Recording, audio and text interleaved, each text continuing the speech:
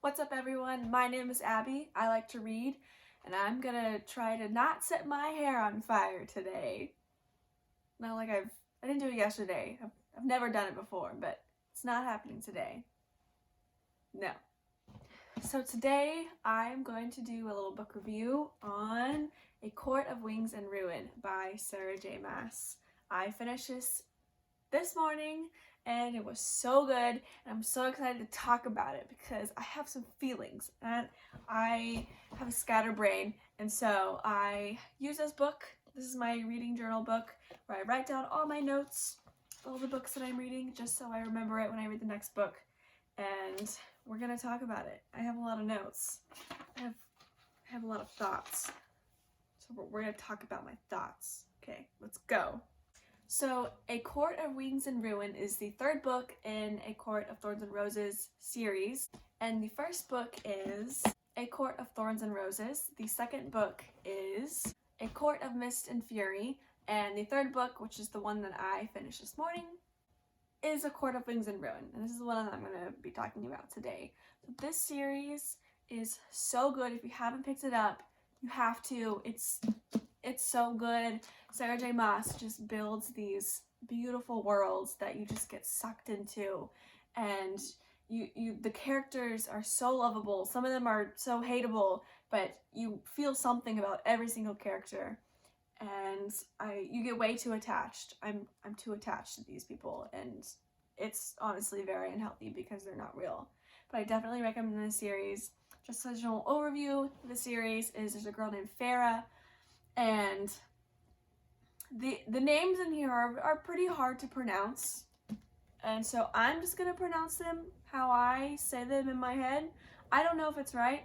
I don't know Sarah J. Maas. I can't ask her. I'm sure there's something on the internet that tells you, but I'm just gonna pronounce it how I said it in my head when I read the book.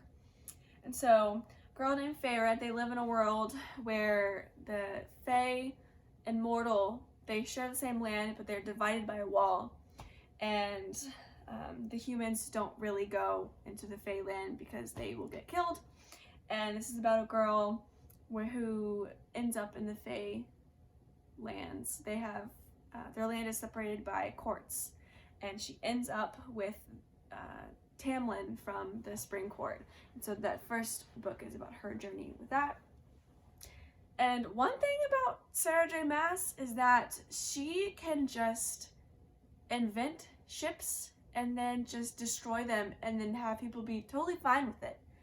So I feel like I am just kind of along for the ride, and she's like, oh, fall in love with this guy. Oh, okay, I will. No, not that guy. Do it to this guy. Oh, I love this guy. No. Let's go for this guy. And I'm just like, yeah, okay. Yeah, whatever you say, Sarah. And it's just, it's amazing. I've usually, when an author brings up another person, I'm like, nope, go. I don't want a love triangle. Just get out of here. Get out of here, love triangle. I don't want you. But with Sarah J. Maas, it's like, oh, okay. Yeah. She gets in your mind, and she's like, you will like this person. And I do. I love it. So if you haven't read the first two books, then this review might be a little spoilery. So read them. They're so good. They're so good. I love them so much. So go do that now. Just do it. So this book picks off where the last book left off, obviously. And Feyre is now in the Spring Court. She's back there. The Tamlin, he sold out her sister to the King of Hybern in order to get her back because she was with Rhysand. And so her sisters, Elaine and Nesta, were thrown into the cauldron, and they are now High Fae. And Lucien, he and Nesta are mates. Okay, that seems a little weird, but alright. And so at the end of that book, Farah pretends like she was under like Rhys's mind control, and she never wanted to be in the Night Court, but she really did.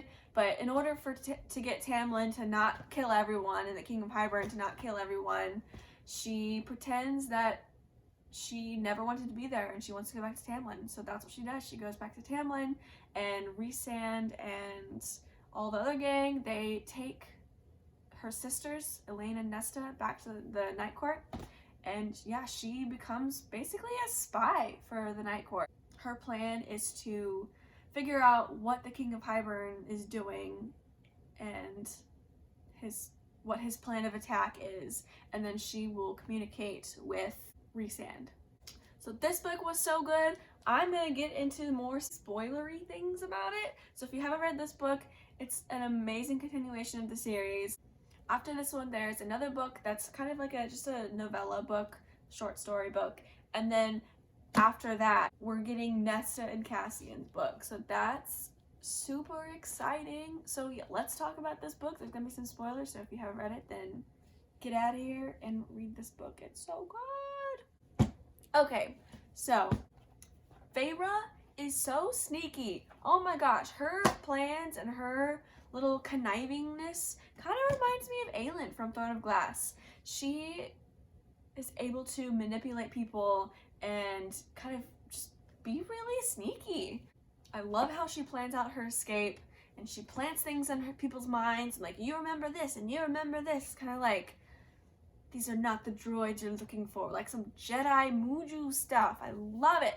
So I did not like the two Fey royals, what were they, the niece and nephew of the King of Hybern, Dogdon and Branag. They were a little, like, I don't know, I got like little incesty vibes from them. It was kind of gross. Like, I don't know, their relationship, it was just, they were just too close and it was kind of weird. Maybe I'm just picking up things that weren't there, but those were the vibes that I got. I don't know, but I'm glad they're dead now, so we're good. They're gone. I really love Lucien. I think that he has a good heart. It's in the right place. He's just surrounded by the wrong people, aka Tamlin. And I'm really glad that Lucien was able to escape. Not really escape, he just kind of followed Feyre, but I'm really glad that she saved him from Ianth. We're gonna call her Ianth. That's not right. Oh, why are these names so hard?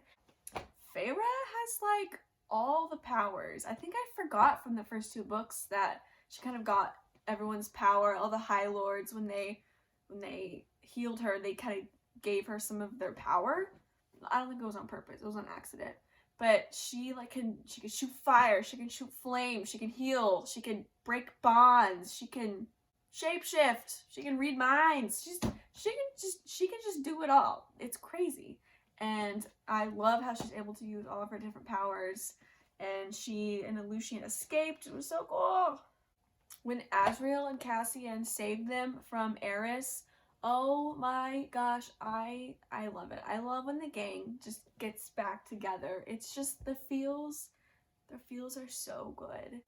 So Nesta and Elaine, their powers kind of confused me. So they were put into the cauldron and they were turned into High Fae, but Nesta, for some reason, like, I guess, stole some power from the cauldron. So the cauldron isn't working to its full capacity. So the King of Hybern wants her dead, or just wants her to get that power back. And Elaine is like a seer or something. I loved the meetings with all the High Lords when they came together. Thought that was just so funny, all the tension between them.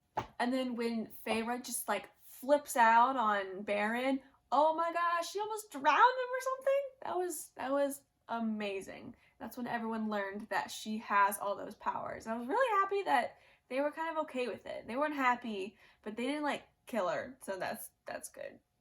The battle scenes were so intense. I love Cassian. I love reading how he is just such a warrior and he goes after people and he's like majestic. They described it like a dance. His fighting style was like a dance, and I could picture it in my mind. It was so epic. I kind of had a feeling that Jurian was kind of on the good side, because at the beginning he would say certain things to Feyre. Like, he thanked her whenever she warned those humans at the wall to go elsewhere. He thanked her. So I feel like, he is a human. So I kind of got that feeling that he wasn't really on the side of Hybern. He didn't really actually want to destroy all the humans, because he is one. That wouldn't make any sense. I don't really remember the Suriel from the other books, but it was so sad when he was talking to Feyre and he was telling her all these things, and then Ianth, oh my gosh. I'm so glad she finally died, because she was ruining everything. But she got eaten by the Weaver, so that's pretty cool. Oh my gosh, Amryn. I don't know what she is. What is she? She's not really from that world. She's like this super powerful god thing, and she was just using Feyre to get to the cauldron so that she could be freed and become the god thing again, and then kill everyone, which was pretty cool. That I did like that. But I don't know why she didn't just tell Feyre what the plan was. I don't know why she had to deceive her to get her to the cauldron. That didn't really make any sense. But then the result of that was the cauldron was like cracking and breaking, and I guess that's bad. I don't really remember why it was bad, but it was bad. So Feyre and Rhys, oh my god, it was so sad. He was already used up from the war, and then he just gave all of his power to save her and everyone else from the cauldron exploding, and he died. It was I don't really know how it works or why whenever all the High Lords come together they're able to revive someone, but I mean it's pretty handy. But I don't know why he didn't get the powers like Feyre did. Maybe because she was human and she was being turned into a High Fae. I don't know. But Tamlin, he's not a good guy, but he kind of redeemed himself just a little bit. Maybe just a little bit, that he saved Feyre multiple times. I think he really does love her, but he's just not a great person, and he needs to fix himself before he can love someone, because he has some anger issues, to be quite frank. I love the ending. I love where Nesta and Cassian are going. I love Feyre and Rhys together. Amryn and Varian or something. I don't remember him at all. So I don't really care much about him. But maybe, hopefully, he'll be in the next book with Amryn, because she's now, I don't think she's mortal. I think she's High Fae, but she doesn't have her spooky powers anymore. And then Mor, I feel like she is the best friend that everyone would love to have.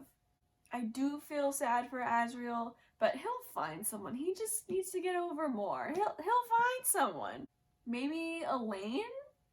Although she's with Lucian, but I don't know. Maybe they can be doing something over there, and I don't know. I really love this book. I gave it 9 out of 10 stars. It was so good. I'm so excited to read the novella. I'm so excited to read about Cassian and Nesta. Recently, there was a cover change for this series. Sarah J. Maas just posted it a couple days ago, and I don't know. I'm not a huge fan of the new covers. I don't mind these covers. They are more YA-ish. I think she wants to go more new adult with the series.